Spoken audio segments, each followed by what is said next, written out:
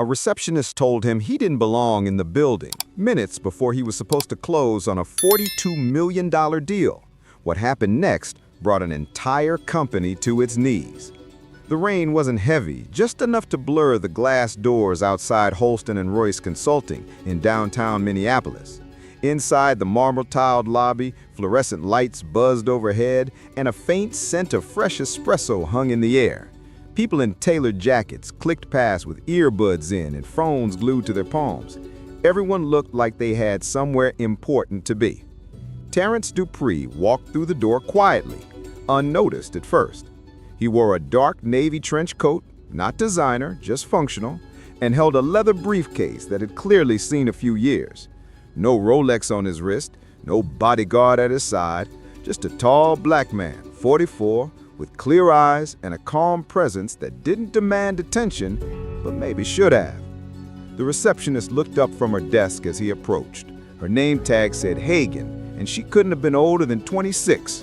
Blonde bob, thick lashes, AirPods in one ear, she barely made eye contact before flicking her gaze to the clock behind her. "Hi, I have a 10 a.m. with the executive board," Terrence said, voice steady, polite. She blinked at him for a what department?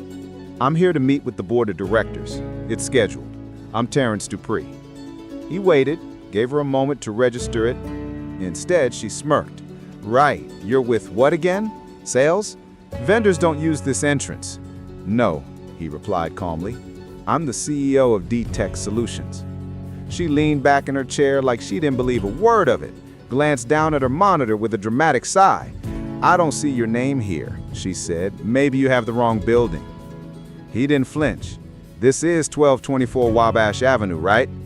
She rolled her eyes. "Yeah, but like I said, we don't let outside vendors wait around up here. If you're dropping something off, go through loading back entrance."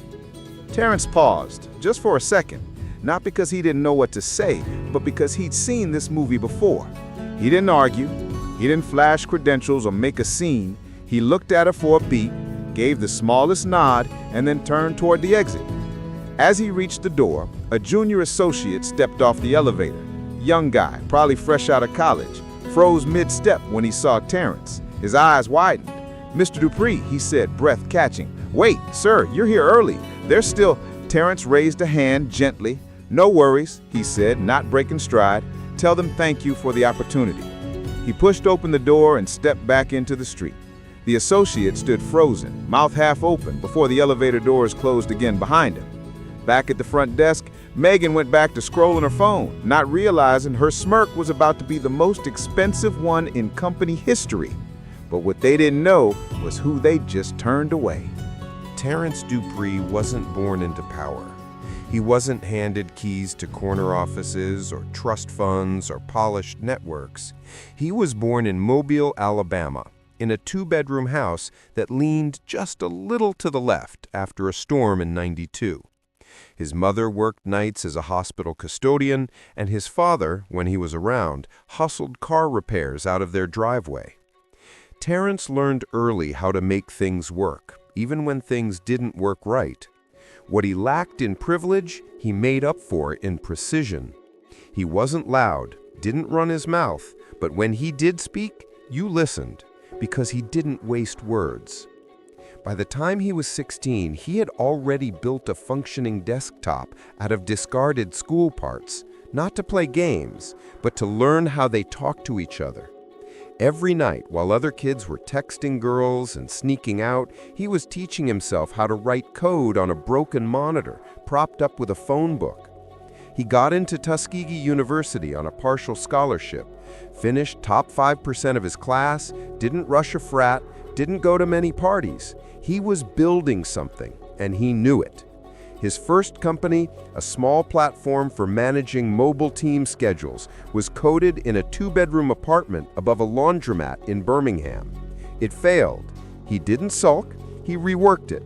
The second one, same idea, better delivery. That got acquired. But Detect Solutions, that was the one that changed the game. Built it from the ground up. No angel investors, no flashy launch, just contracts, clean delivery, and systems that worked. By year 4, Major logistics companies were using it to coordinate truck shipments across the Southwest. He kept his circle tight, his books clean, and his office door open. By the time he was 44, he had turned to tech into one of the fastest-growing SaaS firms in the region.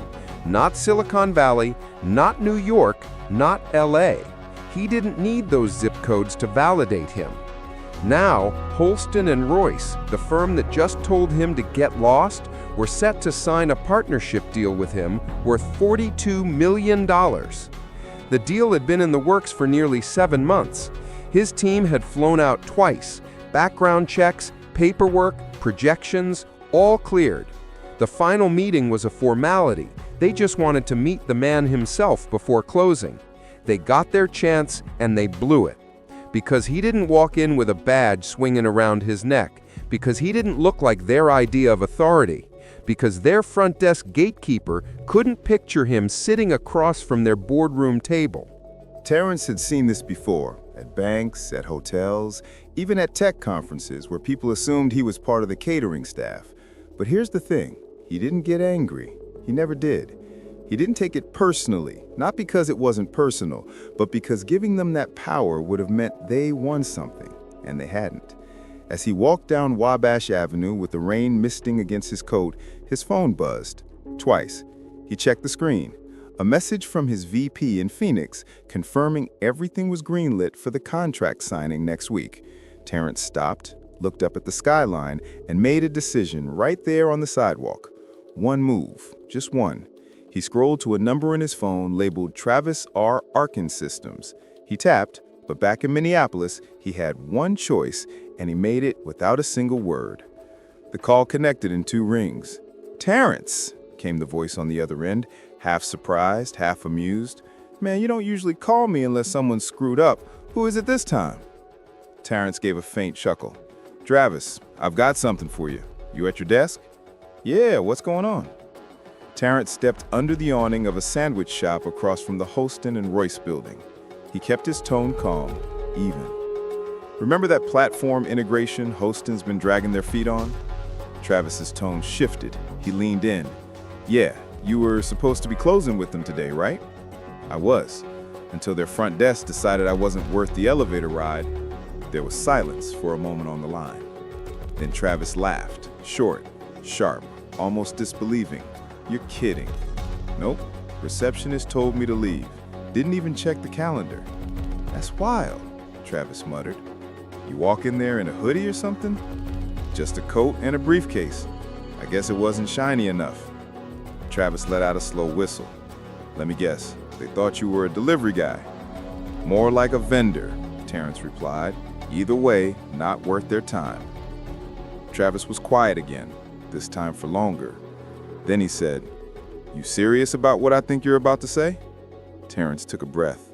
"I'm ready to redirect the deal if Archon can meet the same terms, and I mean all of them." "You know we can. Our lawyers already reviewed the last draft. We were ready 2 months ago." "Good," Terrence said. "Then consider it yours. I'll have my general counsel reach out by EOD. We'll move fast." Travis didn't hide his excitement. "Terrence, I don't know what to say, man. I mean, that's huge." "Say thank you," Terrence said with a trace of warmth, "and don't make me regret it." "You won't, I swear." Terrence ended the call, slipped the phone back into his coat. He didn't linger. Across the street, the Holston and Royce Tower looked just the same as it had 30 minutes ago. Tall, proud, expensive. But to Terrence, it already looked hollow inside. In the boardroom on the 29th floor, a glass pitcher of cucumber water sat untouched. 9 chairs around the table were filled with senior partners, executives, and the lead negotiator who kept checking his watch. "Still nothing?" one of them asked. "No call, no text?"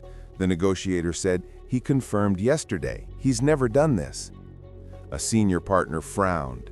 "Send someone down to check." An intern rushed down the elevator. Breathless, he came back shaking his head. No sign of him. Reception said someone came in earlier, but they turned him away, thought he was a contractor. Silence swept the room like a sudden draft. "You're telling me they didn't even let him in?" the negotiator asked slowly. That's what she said.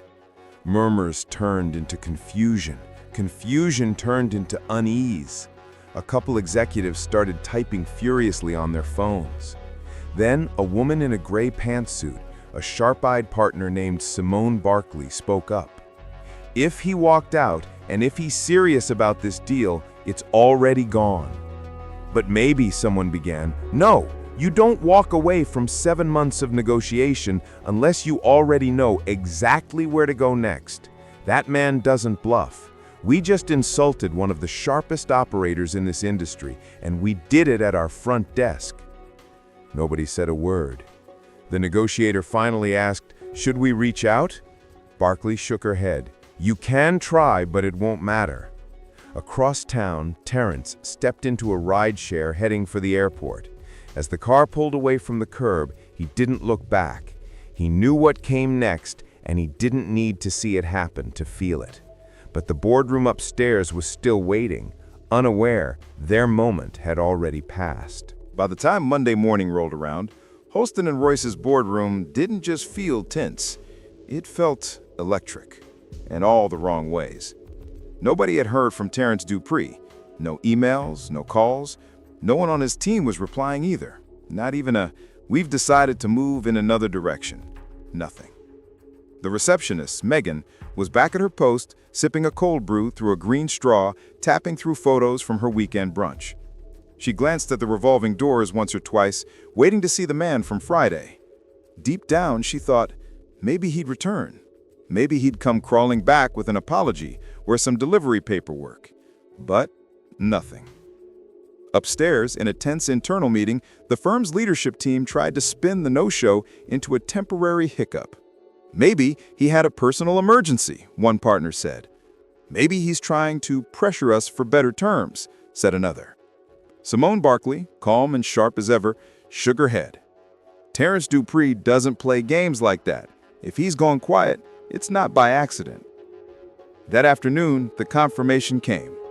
Archean Systems, Halston and Royce's closest competitor, posted a formal press release. "We are thrilled to announce a strategic integration with Detect Solutions, the leading logistics optimization platform in the Midwest. This partnership marks a pivotal moment in the industry." The email hit inboxes at 2:03 p.m. By 2:15, the boardroom was dead silent. Nobody spoke. Someone actually dropped their pen. A senior advisor, gray-haired and tight-lipped, pushed his chair back and muttered, "Well, that's the damn ball game."